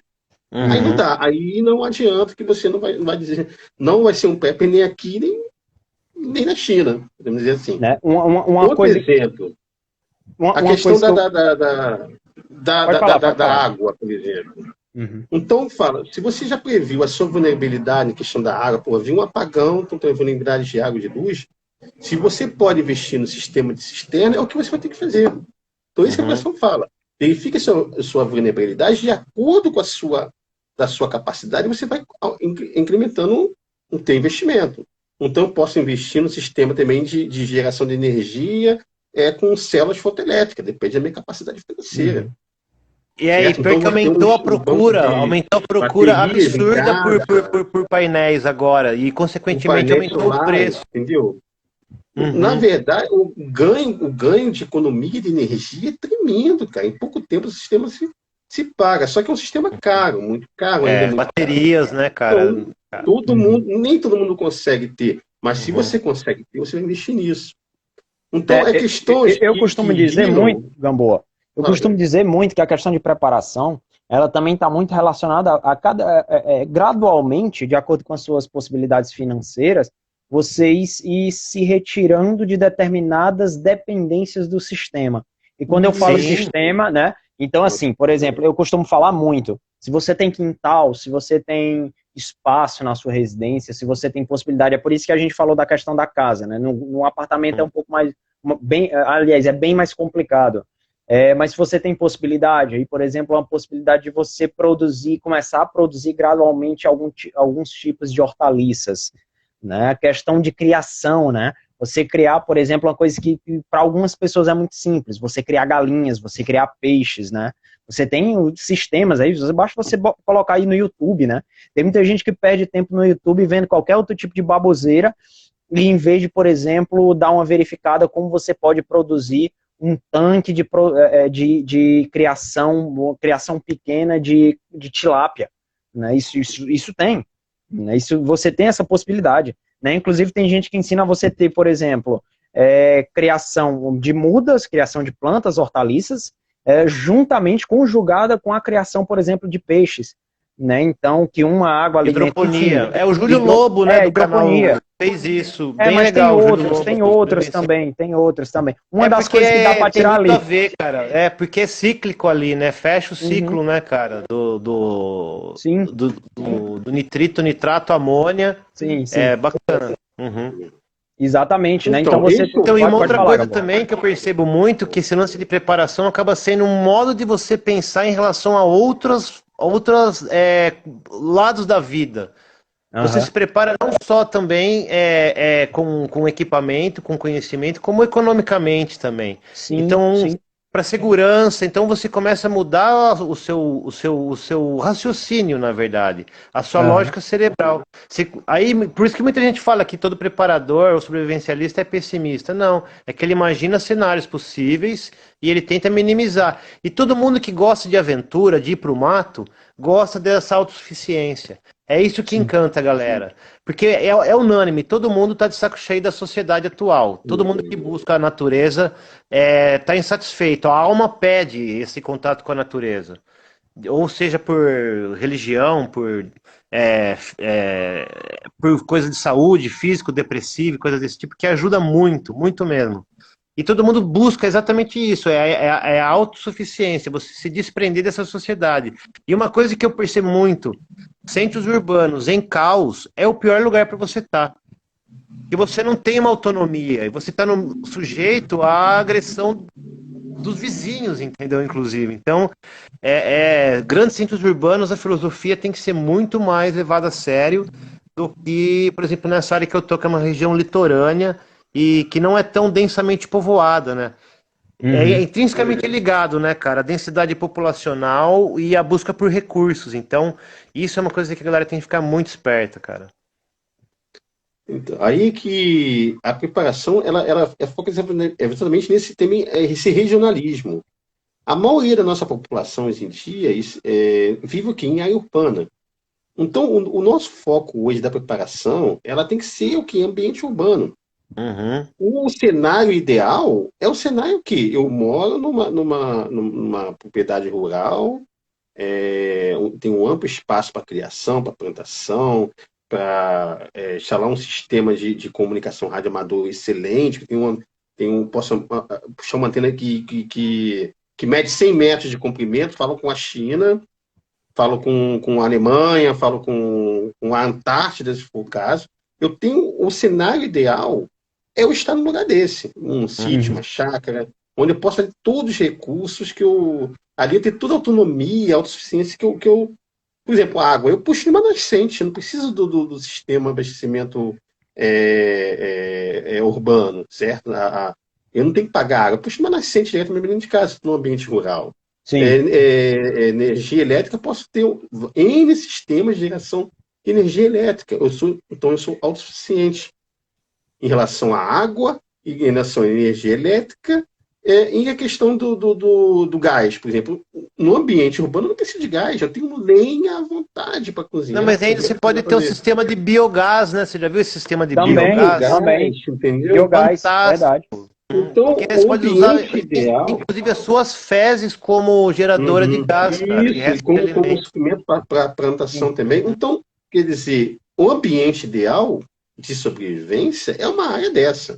Sim. Né? Se possível, o cara, para chegar no meu sítio lá, tem que andar 5 quilômetros com uma estrada de terra, mais isolada possível, certo? E ainda enfrentar Esse os é o ambiente cachorros. ideal. Oi? Ainda tem os Ainda cachorros enfrentar ainda, os entendeu? cachorros. Tem E se ele conseguir chegar perto o bastante, aí ele tá na mira. Já está na mira, entendeu? Então eu monto uma torre que lá de cima eu tenho visão 360 graus ali 3 quilômetros. Uhum. Cara, então todo ambiente desse é o ideal, 100%, no abol, bug out location, que todos nós sonhamos. É a realidade da minha, a sua, não sei. A minha não é. A minha eu vivo no ambiente urbano com a minha família, então tenho que me adaptar a esse ambiente urbano. Uhum. E eu tenho que minimizar exatamente o que é o risco, o que é o perigo para a minha sobrevivência. Então a preocupação, de certa forma, é meio egoísta, porque ela fala assim, ó, você não tem que se preocupar com o que os outros estão fazendo, que os outros estão voltando certo, estão voltando errado, se o governo está fazendo certo, se o governo está fazendo errado. Se preocupar com você e com os seus. Quem são o seu núcleo de sobrevivência? Quem são o seu núcleo familiar? Primeiro, o núcleo familiar, que é menor, são aqueles que estão ao seu redor. Depois, seu núcleo de sobrevivência. São os amigos, são aqueles que você vai fazer tem aquela troca de experiências, de conhecimentos e também de produtos, aquele que você sabe pode contar. O Thiago tem o alface, o Rui tem a abobrinha e eu tenho galinha. Cerveja. Vocês querem trocar comigo? Entendeu? Beleza? A ideia é exatamente essa. Então, quem gosta de beber, então, eu tenho cerveja bastante aqui. Ou então, quem fuma, eu tenho cigarro. Uhum. Esse é o meu contato, esse é o meu núcleo de sobrevivência. O resto que está acontecendo é coisa que eu não posso controlar. Mas aquilo que eu achar. Eu tenho que, na verdade, são 3 pilares da preparação que são básicos. Que é a questão de você, como um elemento central de preparação, você tem que poder fornecer alimentos, segurança e abrigo. Lembra do filme Eu Sou a Lenda, do Will Smith? Sim. Que ele está no rádio e fala, ó, eu posso fornecer alimentos, eu posso fornecer proteção, eu posso fornecer abrigo. Isso aí foi tirado da teoria da preparação. Sim. Teoria da CHTF. Eles botaram isso no filme. Porque o cenário do filme é exatamente o cenário da CHTF. Vocês estão lembrando do filme? Do Smith, Eu Sou a Lenda, que tem um vírus que acaba com a população toda, ele é o único que sobra lá, entendeu? Ele e o cachorro alemão, o pastor, então, aquele filme já vi acho umas 100 vezes, cara, entendeu? Aquilo ali é emblemático, exatamente aquilo ali é uma situação da CHTF que arrasou com a situação humana e usou os 3 pilares da preparação. Você tem que ser capaz de fornecer suprimentos de todos os tipos.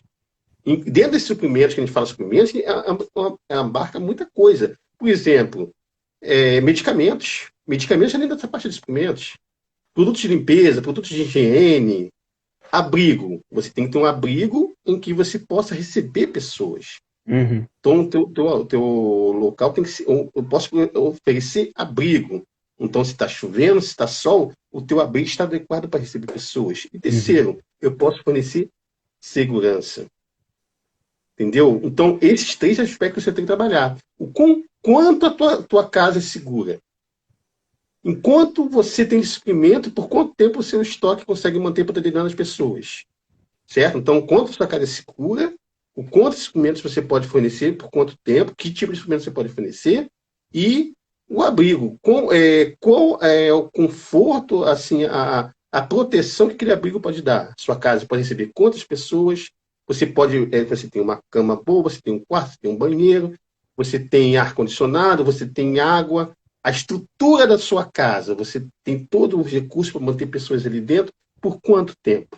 Eu preciso realmente fazer um lockdown, e um lockdown tem que durar 1 mês, e eu não posso sair de casa, quanto tempo você suporta num lockdown desse?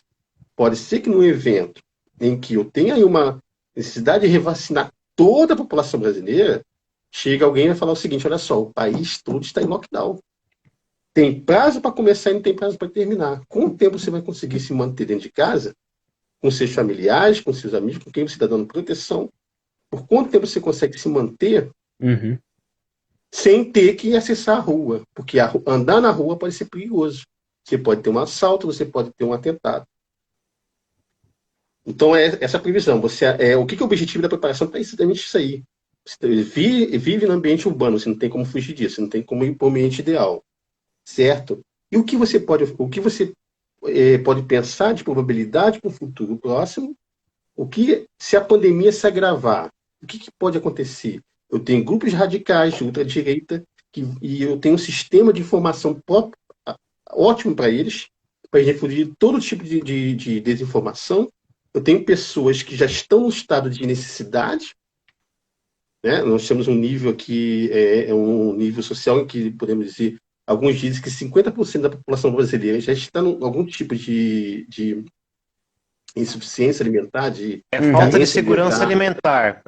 Insegurança alimentar, como dizem, alguns dizem que é 30%, outros dizem que é 50%, mas eu tenho uma massa muito grande de pessoas que não sabe, de repente, come alguma coisa hoje e não sabe se vai comer amanhã.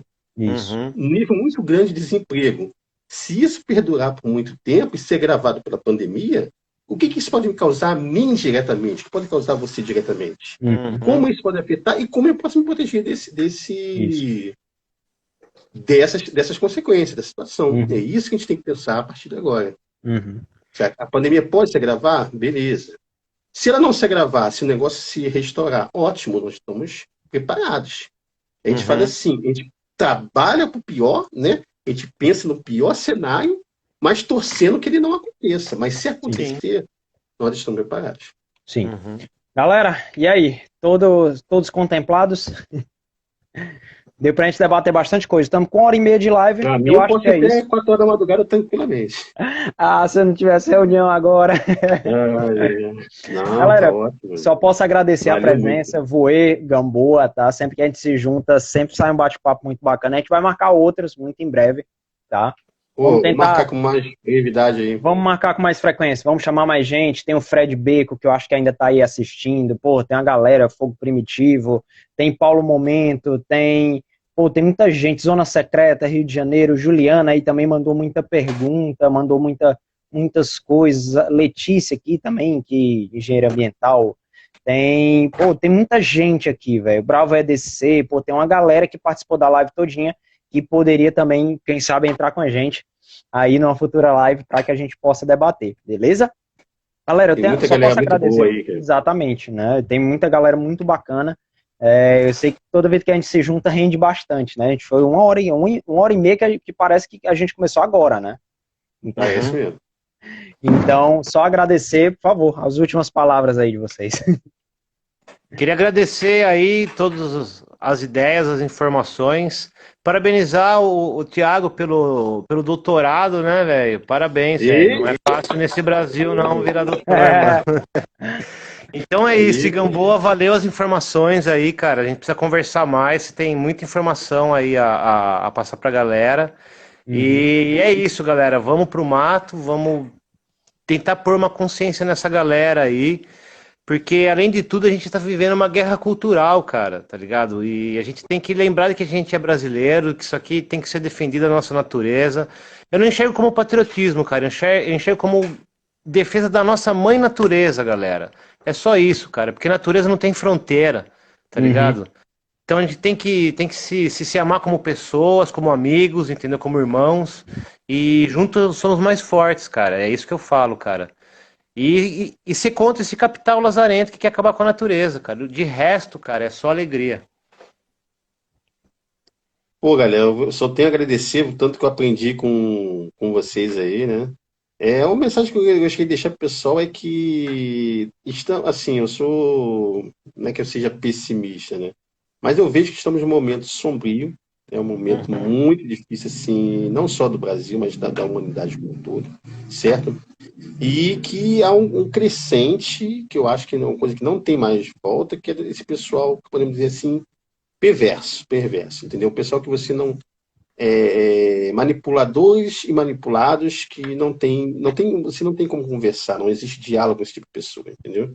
Então, é o que a gente tem que fazer, isso que a gente tem que detectar essa situação e a gente tem que se cuidar, certo? Você se reunir com pessoas, como o nosso grupo agora, entendeu? Esquece aqueles que não contribuem, aqueles que não agregam valor, certo? A gente tem que esquecer, eliminar essas pessoas.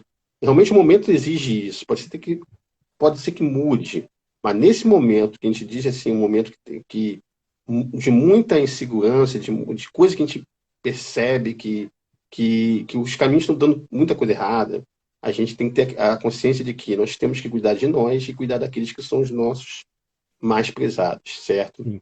Infelizmente não dá para fazer mais do que isso nesse momento. A gente continuar denunciando, continuar firmando nossos valores pessoais, certo?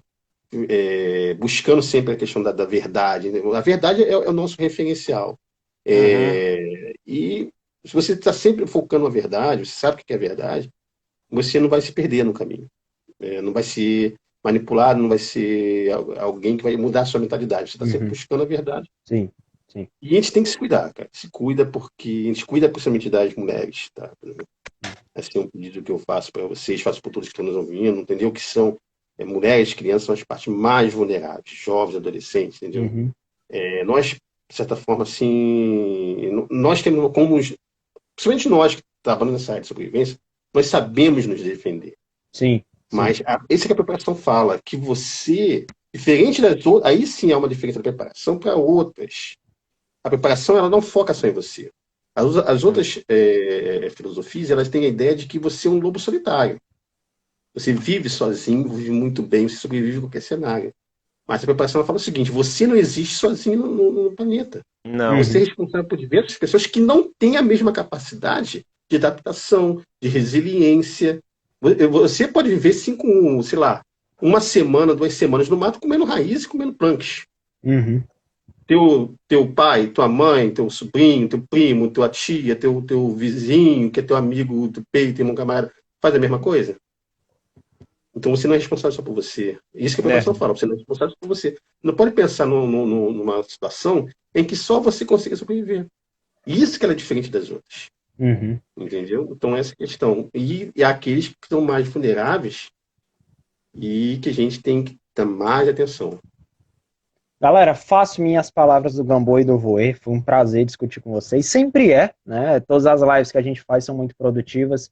Eu acho que todo mundo aproveita uma verdadeira aula. Né? Esse é aquele tipo de live que você tem que escutar do começo ao fim. Né? Você tem que assistir do começo ao fim, você tem que mandar, enfim, se tiver dúvidas, manda perguntas, entre em contato com o direct, o Voê, super acessível.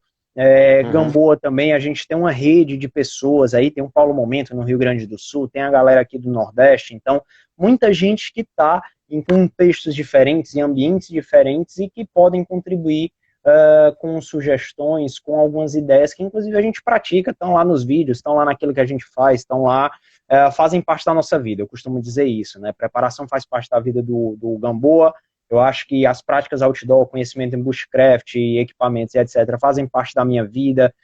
Eu, mais especificamente na parte de sobrevivência, a gente treina isso, no caso do Voê também. E eu acho que é isso, né? Esse é o tipo de live que tem um fundamento, que tem um porquê. Né? A gente não veio aqui para eu ficar perguntando pro Voê, tu prefere rede ou barraca, tá ligado? Nada contra esse tipo de live, mas eu acho que a nossa ideia aqui é contribuir de fato para que as pessoas de fato visitem o mato, de uma maneira segura. Tá? Então, galera, eu queria agradecer a todo mundo que assistiu, queria agradecer novamente Voê, Gamboa, todo mundo que está aí acompanhando, todo mundo que mandou perguntas e tudo mais, tá? Desejar uma boa noite para todo mundo, eu tenho 10 minutos para correr aqui pro final da BR, porque a gente vai ter reunião agora da Wildlife. Galera, tamo junto. Muito boa noite para todo mundo. Boa noite a todos vocês aí. Valeu, tamo galera. Junto, tamo junto, Gamboa. Tamo junto, pau na máquina Boa e vamos noite. pra natureza. Um abraço, galera. Até a próxima. Não demora muito, Tamo não. junto. Não, em breve. Em breve. Valeu. Um abraço a todos.